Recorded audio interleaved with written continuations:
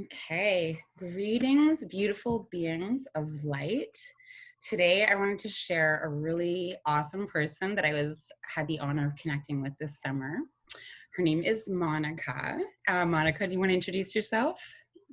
Sure. Hi, my name is Monica Volkmar. I am a body worker and movement educator, and I met Ariane this summer on a wonderful wilderness retreat with 10 other ladies. It was wild. It was a really fun experience. It was awesome to meet you there. So the reason why I wanted to share Monica with everybody is that I've signed up for one of her classes. Let me just get the website up here and make sure I'm pronouncing everything correctly. So it is called, here we go,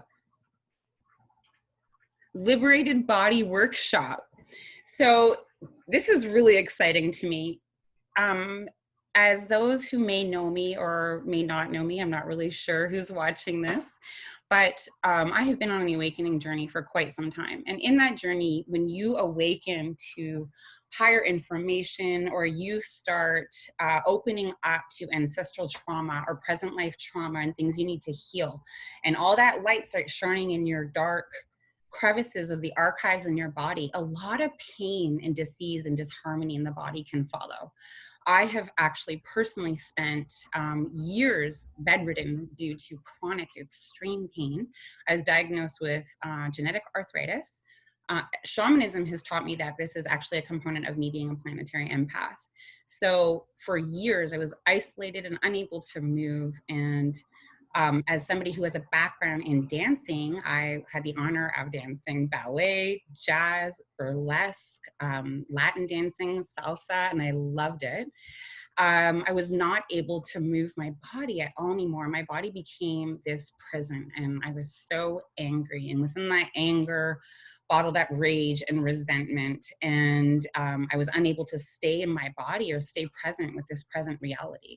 So this is really common for a lot of people awakening to their star nature or to higher heightened consciousness.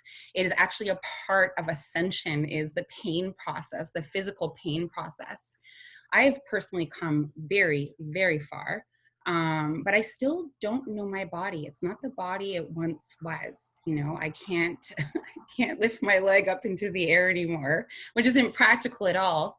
But I don't recognize my body, and I've been slowly learning to get to know it. And this is where the conversations got really interesting between Monica and I.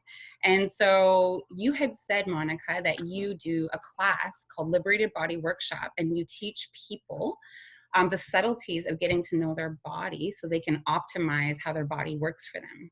And do you want to share a little bit more about that and how it came into play in your history in creating this really dynamic offering?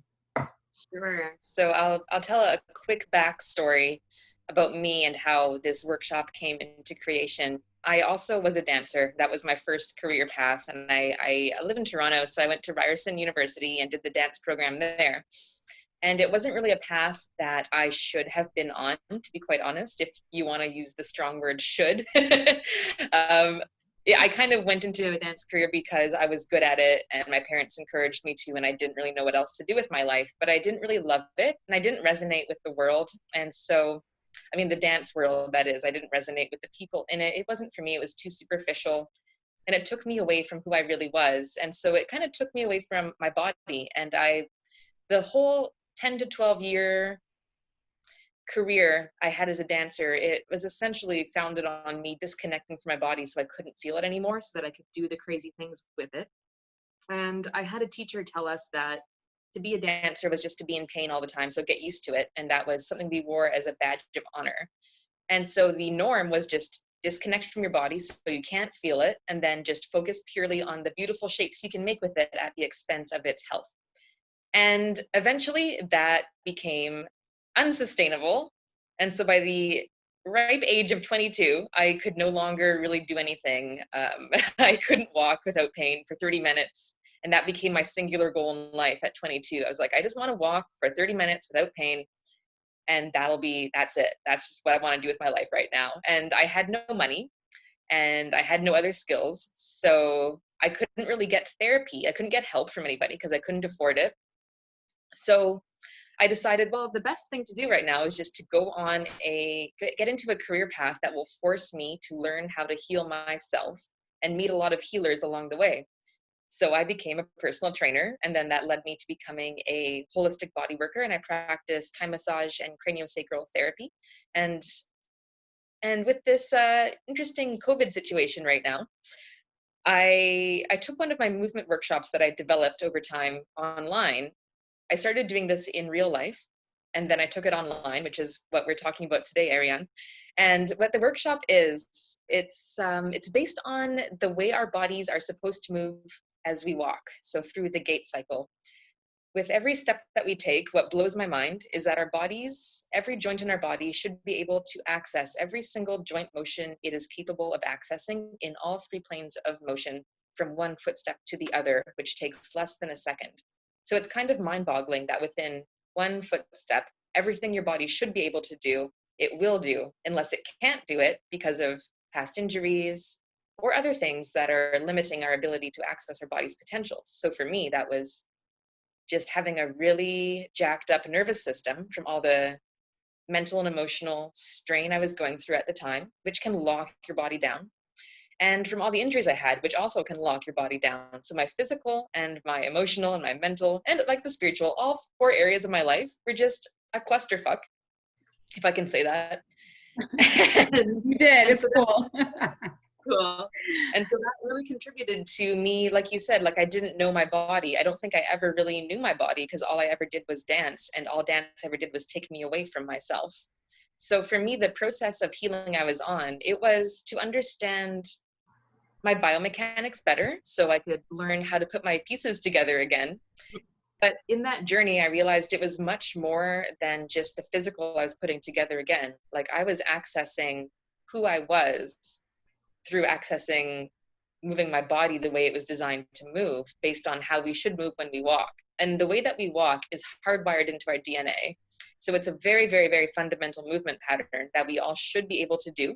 And I mean, human beings, we all have the same skeleton, we all have the same structure with different variances. So these joint mechanics that we explore in the workshop that are based on how we walk, everyone should be able to do these. For some people, you might have a little bit more than another person of a certain range of motion based on, genetic, how your bones actually are shaped. But we all should be able to do basically the same joint interactions unless something is blocking us from doing it. And what that block is, that's not really for me to tell you about, but that's an avenue of inquiry that can take you into a deeper relationship with your body. Seeing those limitations as also, it's a limitation, but it's also an invitation to explore what potential exists on the other side of that limitation if you're willing to go in there, which is not easy work to do. So it's definitely not a superficial workshop. It is understanding you and your body better by the exploration of your biomechanics. So that's my spiel on what I'm doing here. That was brilliant. I mean, you touched on so many things that are so important in spiritual healing as well. So for one, that really struck me is for a lot of my healing has been joint healing. And also sisters and brothers that I've connected with on the journey, when they are suddenly exposed to, again, massive healing, and their life is laced with trauma. It's often the joints, the spine, and places such as this that they're really feeling it. What's so amazing that I would love to contribute to this for the shamanic perspective is the Mayan believe that energy gets locked in your joints. So when you're getting a traditional healing from a Mayan elder or a Mayan healer, they will use black obsidian blades and they will cut the energy at your joint centers, your ankles, your knees, your hips, your wrists, your elbows, your shoulders, and then your throat. They call it the 13 centers. Now there's more than that, but this is the traditional teachings of the Maya, that if you have energy blocked, it's blocked in your joints. I just thought that was a beautiful kind of connection. I have a question for you. So for me, a mother, I've given birth 3 times. I have not had a cesarean. And I also have lived with the the clinical term of genetic arthritis. So in my journey, my hips would literally pop out or pop back in. Or another thing I see with a lot of new mothers or mothers with many children is when they're walking, they waddle or their feet are sticking out, like they're not fully being supported by their foot. And you can see the caving in of the body, or you can see the caving in on the instep if there's snow.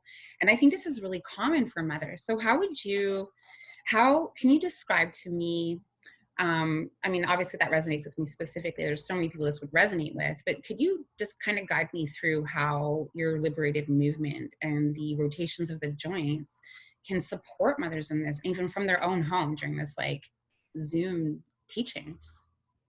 Hmm. So I've never been pregnant, so I'm going to just speak based on how I've worked with pregnant women in the past. And specifically to pregnancy, what it does is it really displaces your center of mass. So the center of mass is roughly, well, there's some disagreement about where exactly the center of mass in our body is, but it's roughly somewhere below the belly button.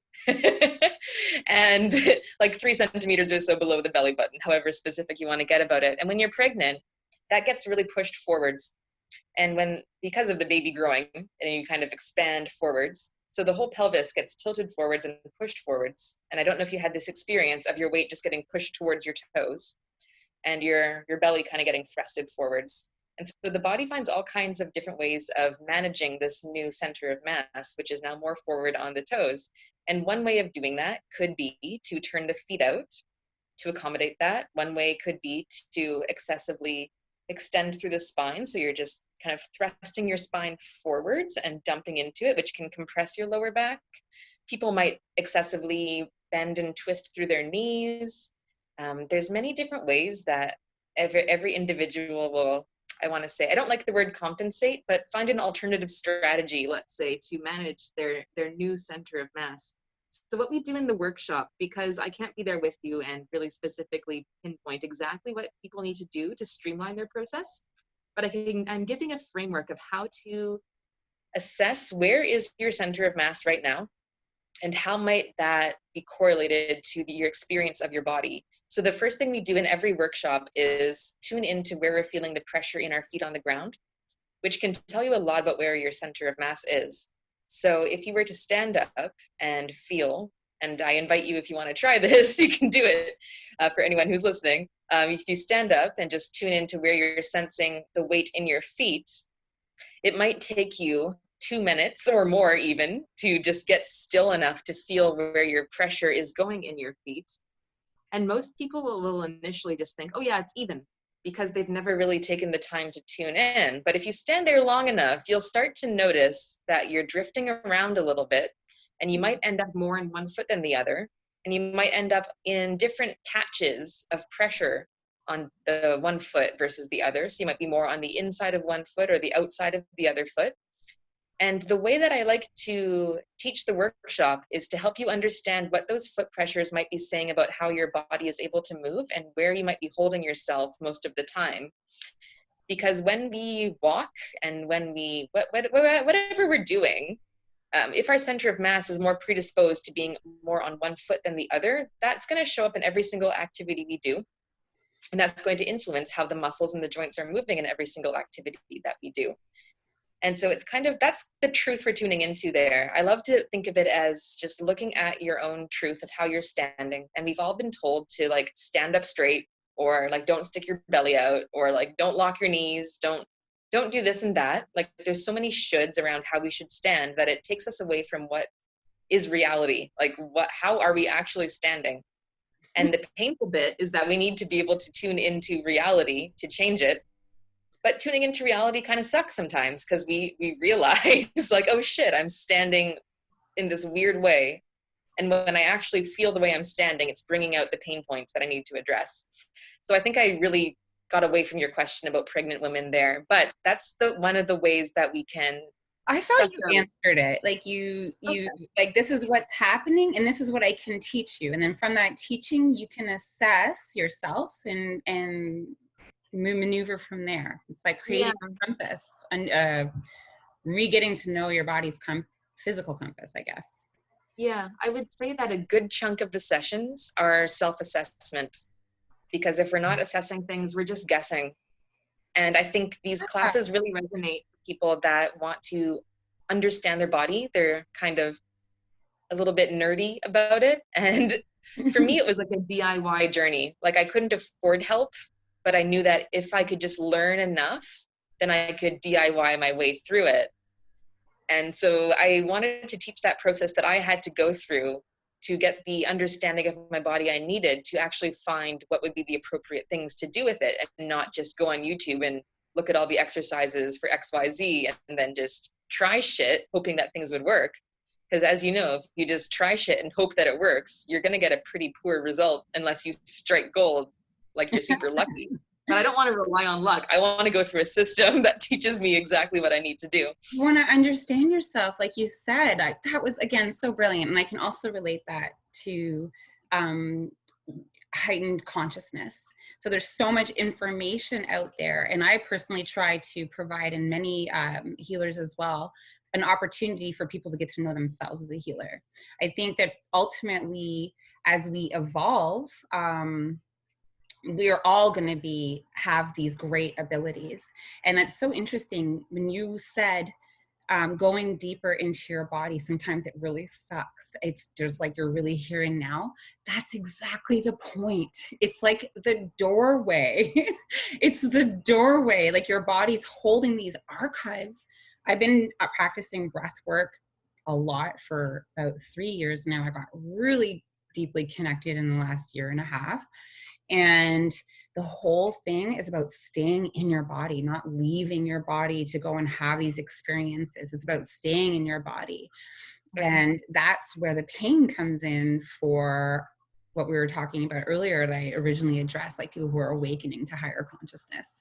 So I love the way that they're coming together like this. This is so physical, so present. Like I'm so excited to take your workshop. And also I wanted to add to that, movement is everything, girl. Like if I can't move, I can't be me. It's all about expressing. Like when I connect with my spirit animals, I need to be able to move like my spirit animal. When I'm connecting with the different beings that I channel or goddesses, I like to dress like them and do my hair like them and dance like them. And I will channel information through movement. So I think this is so important, and I wanted to share this with the audience that we're going to be sharing with, because I know there's a lot of people out there who are also experiencing that. I'm going to talk a little bit more. There's a lot of men out there who really are physically hammering it out, like lifting things, getting here, getting there. And a lot of men are carrying so much tension in their shoulders and their upper back, or hunched down, and just like really carrying that weight. And I just wanted to address how your liberated body work would help them. Yeah, actually, it's such a beautiful segue, because as you were speaking, I was just thinking there's a difference between movement and exercise that we need to address here. Okay. Something that I really find interesting is that this workshop is not an exercise class, it's a movement workshop. And most of us, when we think about, I need to move more and get in shape, we think about gym exercises, we think about lifting weights and strengthening things for whatever goal we have. But that can also be a way of disconnecting with the body. We think that we're doing something good for our body, but we don't realize that we have this unconscious intent, which is still to escape ourselves, and we're just doing it through intensity. Because sometimes if your workout intensity can surpass the pain of tuning into yourself, then it's a more preferable pain, So I feel like a lot of people do that. Bypassing, right? Like you're bypassing, you're doing everything you can to avoid. Yeah. So that was me. I was really hardcore. I was really intense, because the more intensity I felt, I could use that muscle pain and soreness and intensity and burn to feel like I was being productive, all the while I was just taking myself out of my body. So it's hard to see from the outside view, because you see someone who's engaging in a quote unquote healthy practice. They're going to the gym and they're exercising, but we don't know the truth that they might be using that as an escape. And what they might really need is to tone it down, do something a little bit more gentle, like find a gentler path, and really work from the inside out. And I had to earn the right to work out intensely again.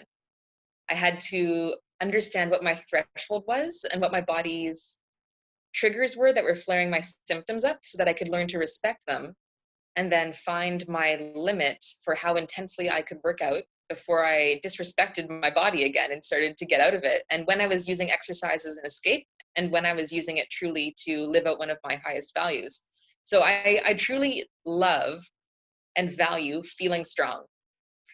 However, if I work out at too high of an intensity, it doesn't make me feel strong, it makes me feel broken. And what really makes me feel strong is supporting my body's access to all the movements that it can do, so that then I can build myself up and make myself resilient. So it's very challenging to communicate.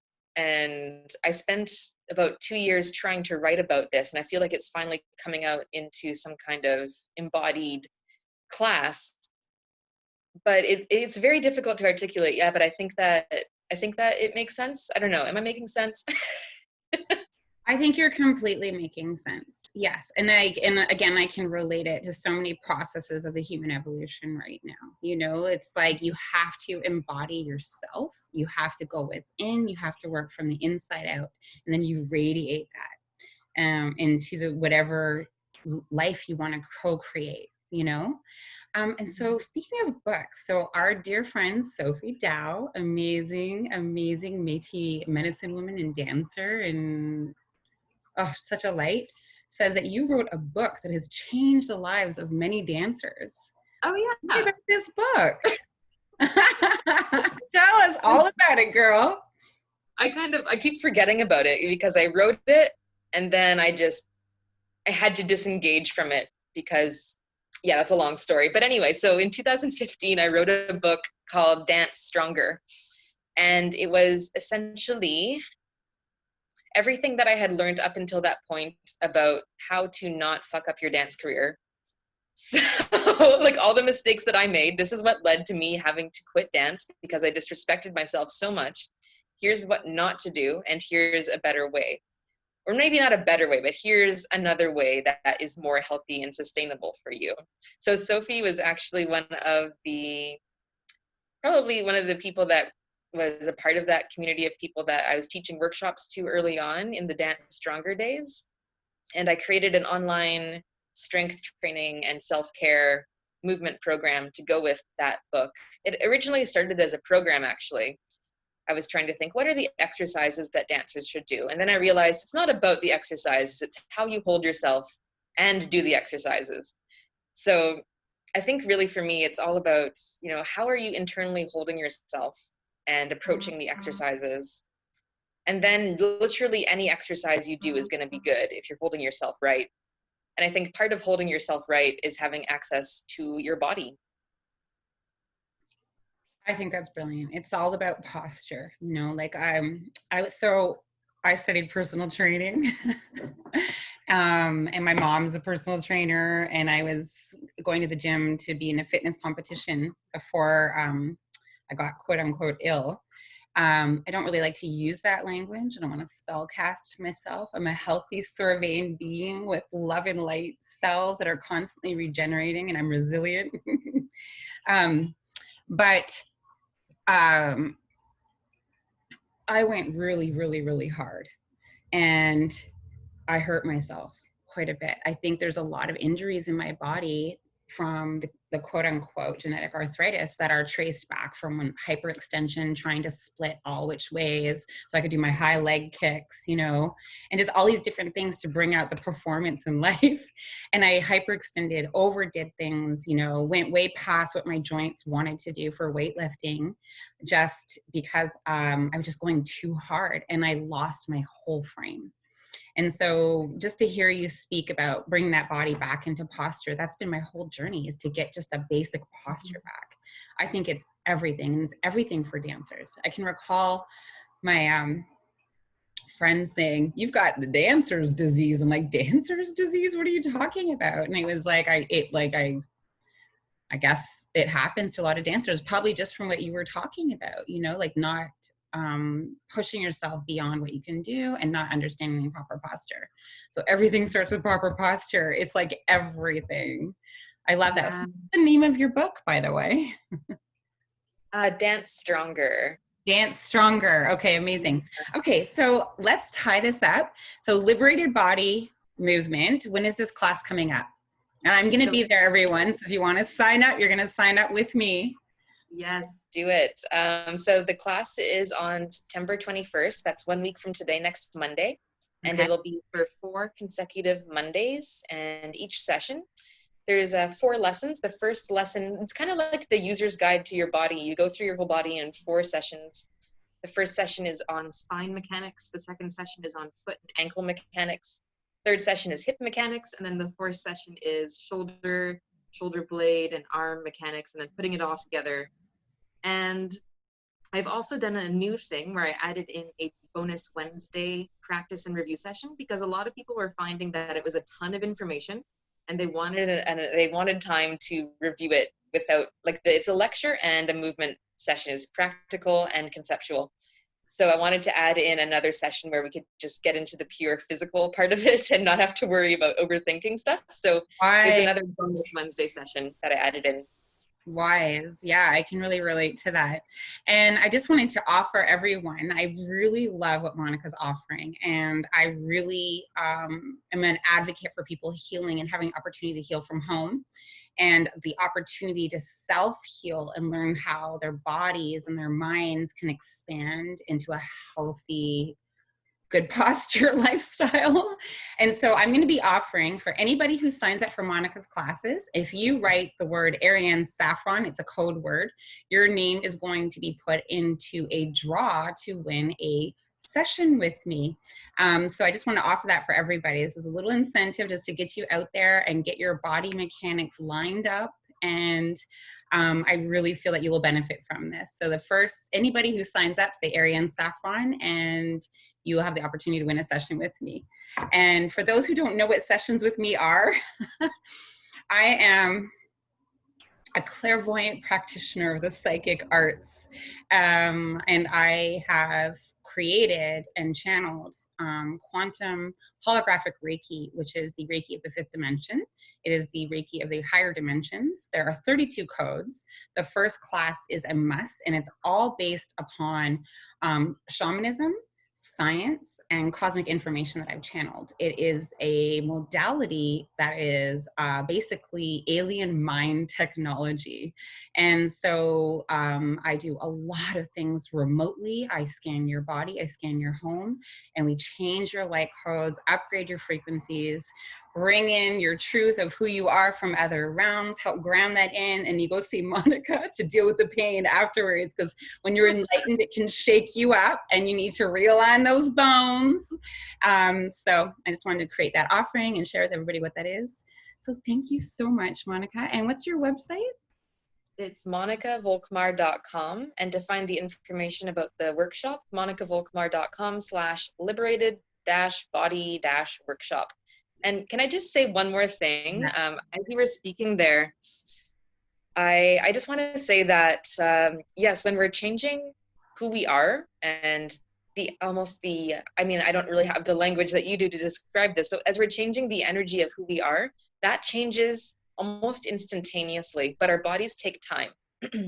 Our physical being can't change as quickly as our energetics can. Like the nervous system can shift in a second, but the body, it's chipping away over time, really consistently. So we need to support our physical bodies if we are doing any kind of spiritual or emotional or mental upgrades. When the software upgrades, we have to also upgrade the hardware, right? So I really do think this is important work for anyone who is trying to wake up to who they really are. I agree wholeheartedly. You know, our bones are made of the same minerals as the rocks and the gems and the crystals, and these are archive holders. So when we're bringing in this new awakening information, it's going into your body. Like, it's a slower movement. Rocks don't move, right? Like bones don't move unless we choose for them to. So it's like a whole slower movement. It was such a beautiful tie-in to bring it all together. So for light beings out there, I just want to remind everybody, when we get information coming in, it comes in fast. It comes in as the speed of light. So we're in a dimension where light is solid. So my laptop is solid. This table is solid. My glasses are solid, but there's still light. So if you can compare that to the higher dimensions, to this dimension, it takes things are moving at a slower rate in the quantum field. And that's kind of another way of sharing what you were just sharing, how it takes longer to generate into the quantum field. I'm really excited to take your course. I'm really excited for people to join your course. And I'm also going to be I'm going to be adding your website and all that details underneath this video when we post it. So if you did not write it down, or you're not really sure how to spell Monica with a K, don't worry about it. We'll have it in the comments. Okay, thank you so much, Monica. This was wonderful. Yes. And yeah, I'm looking forward to taking your class. Take care, beautiful beings of light. It's always an honor to be inspired to speak and connect and communicate. Peace, love your friends, love your neighbors. Love is the answer.